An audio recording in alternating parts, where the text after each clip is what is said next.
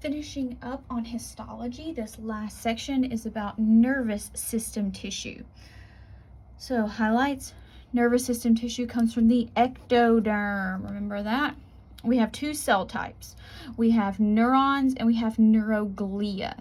So the neurons are what does the work, and then the neuroglial cells actually support. So they're very important, but they have a different role. Neurons, they're going to receive stimuli, process it, and send out a response. So they're going to go from, they're located in the body. So they're going to be long because they may have to go all the way from the bottom of your foot up to your spine, or, from your brain on down. But they have some various types of specialties. If you want to look it up, there's the reference in the book, but I'm not going to go over that. So you can have sensory neurons. Sensory neurons, they're going to carry information from receptors. These are going to be receptors in the body. So somewhere out in the periphery, like on your hands, or on your arms, or on your back, or on your legs. They're going to go to the spinal cord, and or the brain, and they're going to tell us things that are going on both inside and outside the body. So if you walk outside and you say, oh, it's cold or it's hot, you feel that because sensory neurons in your skin are sending that information to your central nervous system. Sensory neurons also, if you have like a stomach ache, they're sending pain from your stomach up to your spinal cord and your brain, saying there's something wrong inside the body, that way. Motor neurons. All right, so these carry information from motor neurons, always go out from the central nervous system. Sensory tends to go in, motor goes out. So it can originate either in the brain or the spinal cord. It's going to go to the effector. The effector, that would be somewhere in the body, a body part that is going to cause muscles to move. These may be skeletal muscles, they may be smooth muscles, generally not cardiac muscles. Then you have interneurons, and these are ones that connect sensory and motor neurons. They're generally located in the spine. You may hear them referred to as association neurons. I've just always called them interneurons. All right, so neurons look like the weirdest kind of cell you've ever seen, if you can even say it looks like a cell. All right, now, they are going to have a cell body, which is called a soma. Somebody thought that'd be a great idea. They've got an axon and a dendrite. Should just read this. If it sounds like gibberish, that's okay. I understand. It's going to get better. The axon terminal is going to release some neurotransmitters.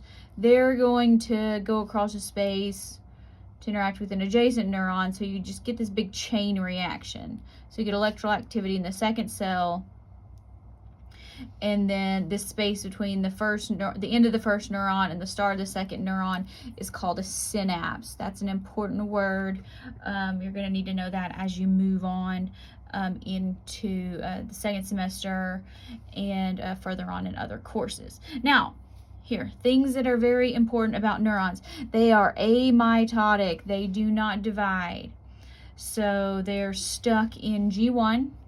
In interphase, they're not going to go through anymore. So when you have nerve damage, it's generally permanent. You might get a little bit of regeneration, a little bit of healing, depending on what some of those neuroglial cells can provide.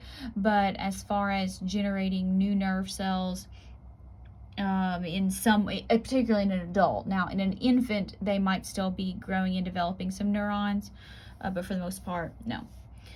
All right, so we need 8 structures that you may or may not have ever heard of. All right, so let's start with the cell body. And because I'm a bad artist, I'm just going to draw this as a circle, okay? So this is going to be our cell body. It does have a nucleus, even though it's not going to divide. Okay? so it can make neurotransmitters. It can still transcribe. Okay, so this is going to be the cell body. We're going to call it the soma. All right, so we got that one. Next, you have dendrites. So the dendrites are going to be kind of sticking out on one end of the cell, and I'm going to make these looking like receptors, but they may look similar to that. They may not. All right, so these are going to be your dendrites. Dendrites receive information. So let's write that down. They are going to receive info or a stimulus, and they're going to send it to the cell body or the soma. Now, so for example, we're going to say that you touch a hot stove, or I touch the hot stove. Why not? All right, so here's a hot stove. So what's going to happen is we're going to get some neurotransmitters, and they're going to get on to all of these dendrites, and they're going to start sending information to the cell body. So this here, we're going to say this is the nerve signal. So it starts here, and we're going to be moving left to right. So we got our dendrites. Now, on the other side of this cell, and these may go a little bit further, but I'm tired of drawing them, you have an axon. So the axon is going to be really long, kind of looks like a tail here. So we're just going to write axon way down here because there's several other parts. We got 5 more things we got to label. Okay. Now, covering this axon, you have what are called, I can't draw very well, but you're going to have Schwann cells. So what we're going to do is draw a few of these. Okay. And so let's call these Schwann cells. These are a type of neuroglial cell. So these are going to be our Schwann cells. And they're going to form what is called a myelin sheath. So what happens here is these cells are around it, and they form this,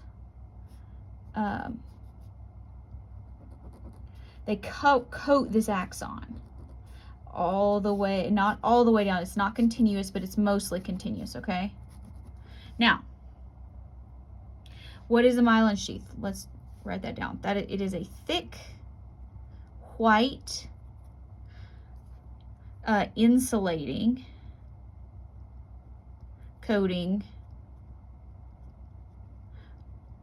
over the axon. That's what a myelin sheath is. It's a thick, white, insulating coating over the axon. This is what, when you would see here, you say, if you've heard people talk about white matter in the central nervous system, white matter, it's because you're seeing so much of this myelin sheath that the entire tissue appears white. Okay, so if the axon is mostly covered, what in the world happens? Well, these little spots where it's uncovered here, you see this? This is a spot where it's uncovered. These spaces, these are called, this is a node of Ranvier, French guy. What a node of Ranvier is it is a patch of uncovered axon. So what happens here is you have your nerve transmission. So remember, a nerve signal starts here. It's going to continue down.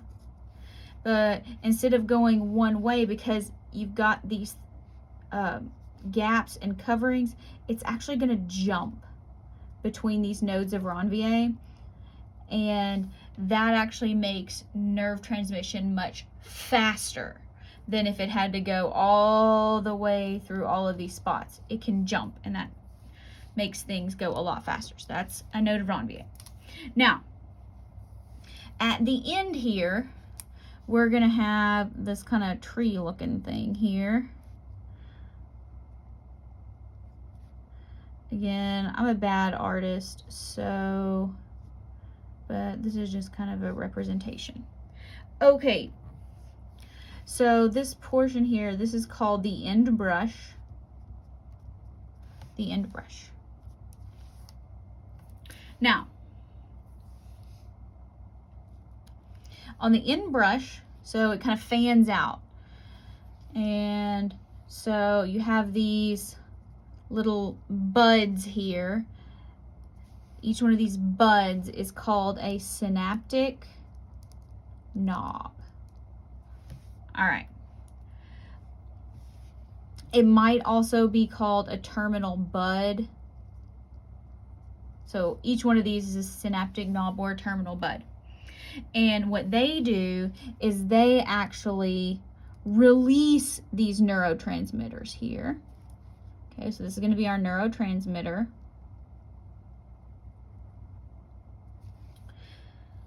And then that, in our example here, we have touched the hot stove. So our fingers send a nerve signal, there's some neurotransmitters up to the spinal cord. They get this information and say, it's hot, it's gonna burn. So the cell body says, okay, we need to move the hand away from the hot stove. So it sends an action potential here, which is gonna jump quickly down all the way to my fingers. And this action potential, when it gets to these terminal buds here, it's going to say release the neurotransmitter. So they're going to get released. And that neurotransmitter is going to go all the way into, this is, I'm running out of room. This is my skeletal muscle. Good thing we already talked about skeletal muscles, right? So it's striated. It's got a few nuclei in there. And these neurotransmitters are going to make their way onto the skeletal muscle, and they're going to say contract, and it's going to contract, and it's going to pull away my hand. So the skeletal muscle is going to contract and remove my hand here. Now you can see here that this nerve ending doesn't actually touch the skeletal muscle. So see, there's a space here. So that space in between these, this space, this is called the synapse. Now in this case we drew a skeletal muscle, but you might also see on the other end of the synapse some dendrites from a second neuron. So that's also a possibility. But nerve cells look very unique. They don't look like anything else, so they're really easy to pick out.